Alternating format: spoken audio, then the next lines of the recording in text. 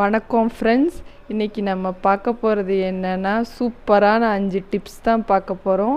இந்த டிப்ஸ் எல்லாம் மழைக்காலம் மட்டும் இல்லாமல் பனிக்காலத்துக்கும் ரொம்ப யூஸ்ஃபுல்லாக இருக்கும். வாங்க டிப்ஸ் என்னன்றதை ஒன்று ஒன்றா பார்க்கலாம். வாங்க முதல் டிப்ஸ் என்னன்றதை பார்க்கலாம். இது உப்பு போட்டு வைக்கிற ஜாடி தான் நீங்கள் பார்த்துட்ருக்கீங்க. இதில் என்ன ப்ராப்ளம் வரும்னா, பனிக்காலத்தில் இல்லை மழை காலத்தில் இதில் தண்ணி வர ஆரம்பிச்சிரும். அது மட்டும் இல்லாமல் நம்ம சமையல் பண்ணிவிட்டு ஈரக்கையோடு உப்பு எடுப்போம், அதனாலேயும் தண்ணி வர ஆரம்பிச்சிரும். இதை அவாய்ட் பண்ணுறதுக்கு ஒரு சூப்பர் டிப்ஸ் என்னென்னா, டிஷ்யூ பேப்பர் எடுத்துக்கோங்க. அதுக்கப்புறம் தேவையானது என்னென்னா, கொஞ்சம் அரிசி எடுத்துக்கோங்க. அதை டிஷ்யூ பேப்பரில் போட்டுட்டு ஒரு முடிச்சு மாதிரி பண்ணி ரப்பர் பேண்ட் போட்டு ஒரு மூட்டை மாதிரி கட்டிக்கோங்க. கட்டிட்டு இதை அப்படியே உப்புக்குள்ளே போட்டு வச்சிட்டிங்கன்னா எவ்வளோ நாளும் தண்ணி விடவே விடாது. அந்த மாய்ஸ்சர்லாம் இது உறிஞ்சிக்கும். ஒரு வாரம் கழிச்சிட்டு திரும்ப இந்த அரிசியை எடுத்துட்டு வேறு அரிசி போட்டுட்டு இதே மாதிரி போட்டு வச்சிட்டிங்கன்னா அந்த தண்ணி ஊறுறது இல்லாமல் அவாய்ட் பண்ணிடலாம்.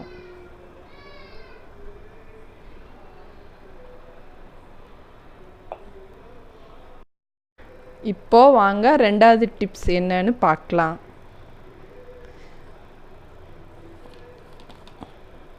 மிளகா பொடி, மசால் பொடி எல்லாமே என்ன ஆகும்னா, ஈர டைமில் நம்ம பேக்கெட்டை திறந்து இதில் போட்டு வைப்போம். ஆனால் கொஞ்ச நாள்லே என்ன ஆகும்னா கட்டி கட்டியாக ஆயிரும். அப்போ நம்ம ஸ்பூனில் எடுத்து போடுறப்பையும் நமக்கு அளவு தெரியாமல் போயிடும். அதுக்கு நீங்கள் என்ன பண்ணணுன்னா, அதில் கொஞ்சோண்டு சால்ட் உப்பு எடுத்துட்டு அதில் போட்டுட்டு நல்லா கீழே வரைக்கும் நல்லா கலக்கி விட்டுறணும். கலக்கி விட்டுட்டு நல்லா இப்படி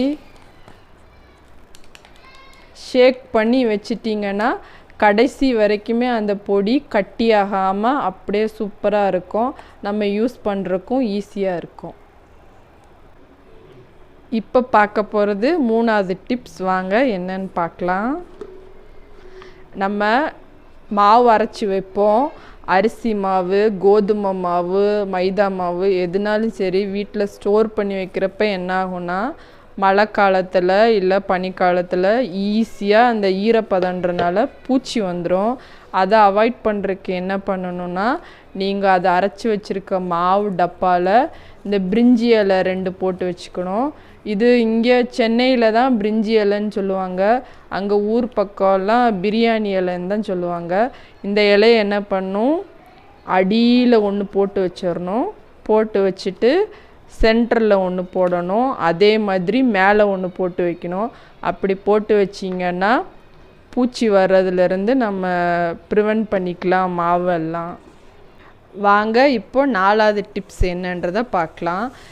ஈரக்காலத்தில் என்ன ஆகும்னா, தீப்பெட்டிங்கள்லாம் சீக்கிரமாக நமுத்து போயிடும். இந்த பற்ற வைக்கிற இடம் ஈஸியாக பற்றிக்காது. நம்ம எவ்வளோ ட்ரை பண்ணாலும் பற்றிக்காது.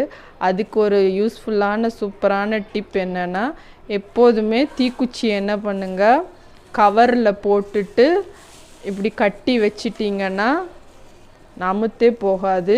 எப்போது வேணாலும் நம்ம எடுத்து டக்குன்னு யூஸ் பண்ணிக்கலாம். இந்த டிப்ஸையும் ட்ரை பண்ணி பாருங்கள்.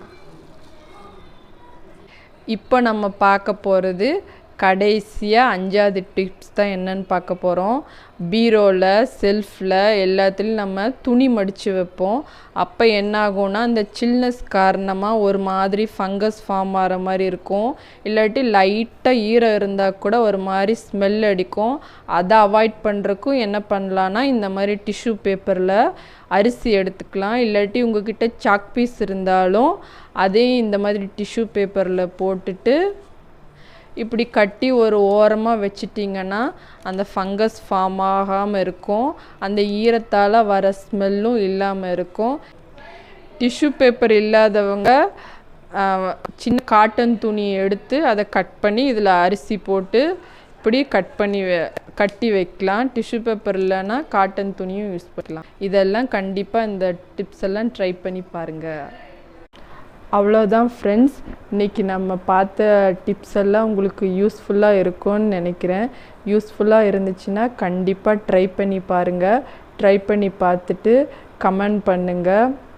வீடியோவை லைக் பண்ணுங்கள், ஷேர் பண்ணுங்கள். சேனலை மறக்காமல் சப்ஸ்கிரைப் பண்ணுங்கள். அடுத்த வீடியோவில் நல்ல ரெசிபியோட டிப்ஸோடு உங்களை மீட் பண்ணுறேன். நன்றி, வணக்கம்.